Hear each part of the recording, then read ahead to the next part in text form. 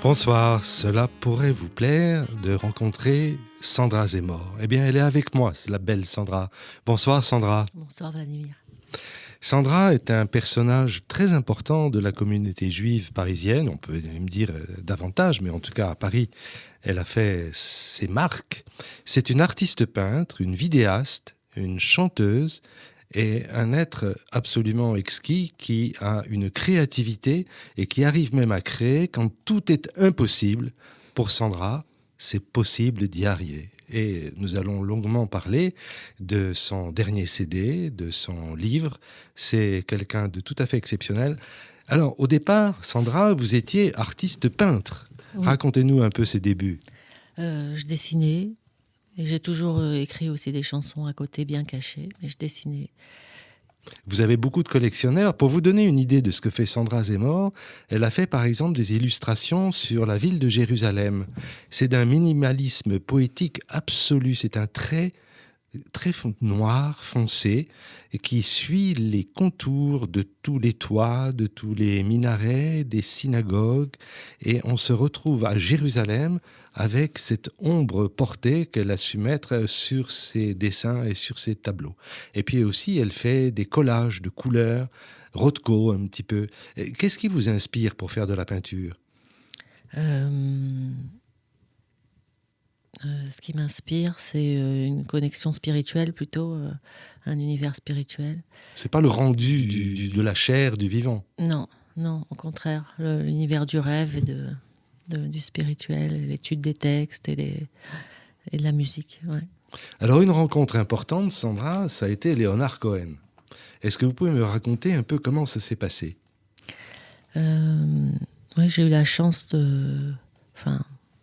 Leonard Cohen vraiment était un maître lumineux, comme pour beaucoup de gens et de femmes, surtout. C'était pas qu'un chanteur. C'était pas qu'un chanteur, c'était tout son enseignement, ses écrits.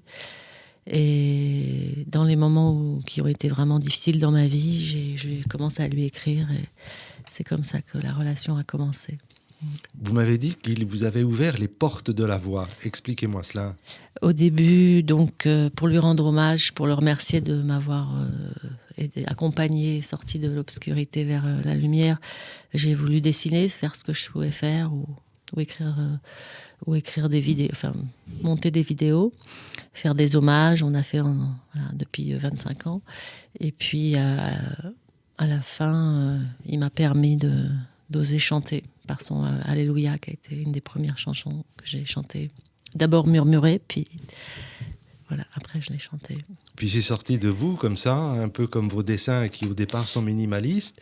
Et là, c'est une espèce de mélopée qui vient, mais il y a les textes. Oui. Où est-ce que vous avez pioché ces textes ? J'ai toujours écrit des textes, mais je les cachais derrière dans les livres, à la fin des livres d'art, je mettais quelques chansons, ou dans les vidéos, j'osais pas les... Après, il y a eu des livres de chansons qui ont été publiés en Italie, mais je n'osais pas les chanter. Pourquoi est-ce que les artistes qui écrivent des poèmes se cachent ? Si je le savais, j'aurais chanté plus tôt.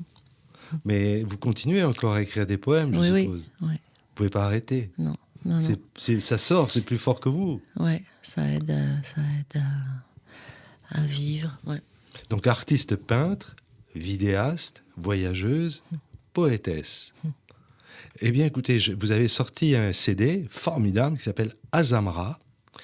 Racontez-moi avec qui vous avez fait la musique. Alors, Azamra, qui veut dire « je chanterai » en hébreu, et c'est un terme inspiré d'une Torah de Rabbi Nachman. J'ai eu la chance de rencontrer Ronnie Gold, qui a accepté avec enthousiasme de faire cette musique et qui a cru avec confiance en ma voix. Qui est Ronnie Gold ? C'est un musicien et un arrangeur très connu, le plus jeune arrangeur de la SACEM d'Europe. Et il a un succès foudroyant. Voilà, qui m'a fait l'honneur à moi, la petite qui commençait de se lancer sur ce projet en hommage à Rabbi Nachman et Leonard Cohen, en suivant des nigunim Bretzlav qu'on avait récoltés depuis 200 ans, qu'on adaptait à chaque chanson. Et il a su habiller mes chansons et en voyant les vidéos et les chansons d'une manière exceptionnelle, transformer les larmes vraiment en danse, hein, très profond. Il y a le CD, il y a un livre aussi qui accompagne le CD, et on peut trouver tout ça et le commander sur Sandra Zemmour, en tout attaché, SANDRAZEMOR.com. SandraZemmour.com, c'est votre site. Oui. Déjà, votre nom, ça veut dire psaume, et donc c'est là où ceux qui seront intéressés, parce qu'on va passer cette musique, Alléluia.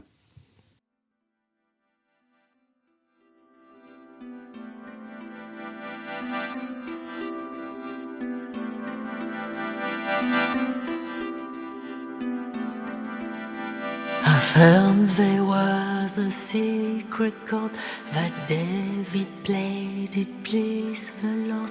But you don't really care for music, do you? It goes like this: the fourth, the fifth, the minor fall, the major lift, the baffled king composing Hallelujah.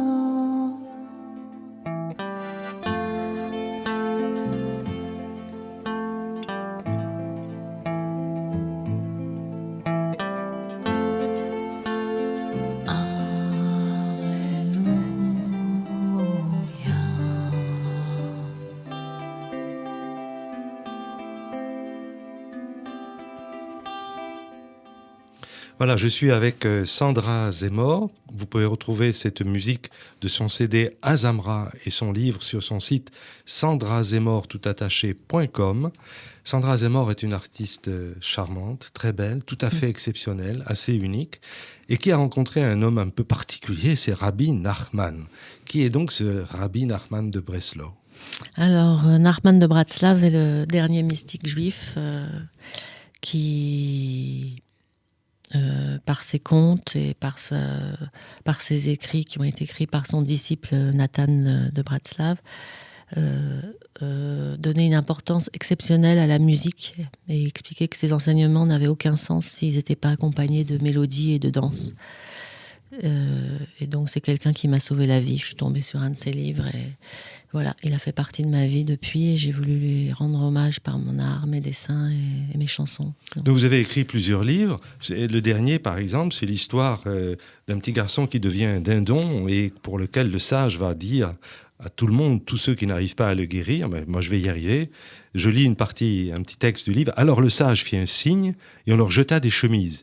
Je rappelle que le petit garçon est sous la table et donc le rabbi est allé avec lui sous la table. Alors le sage fit un signe, on leur jeta des chemises. Le sage dindon dit au prince: « Tu penses qu'un dindon ne peut pas se vêtir d'une chemise ?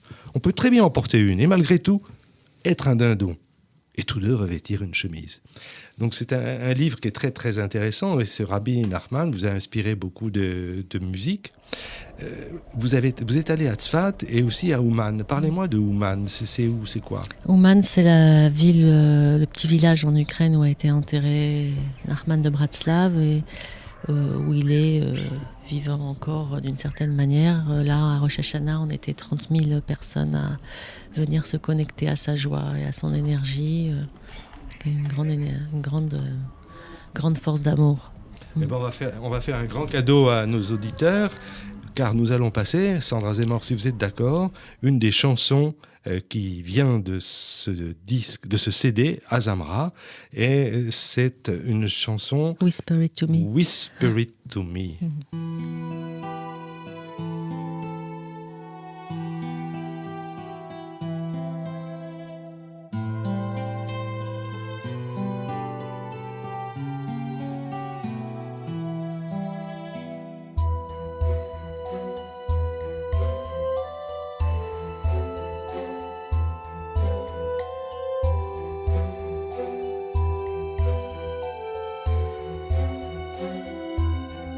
Some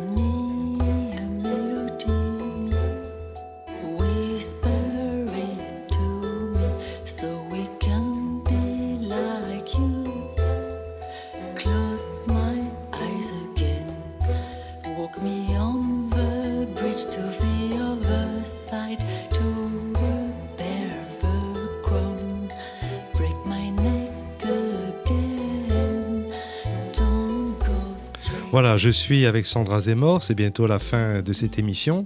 Vous pouvez retrouver en podcast cette émission sur judaïquefm.fr, et puis vous pouvez retrouver aussi sur son site sandrazemmour.com à la fois les livres sur Nachman de Braslav, et puis aussi ce CD qui s'appelle Azamra. C'est une grande artiste qui mérite que notre communauté la connaisse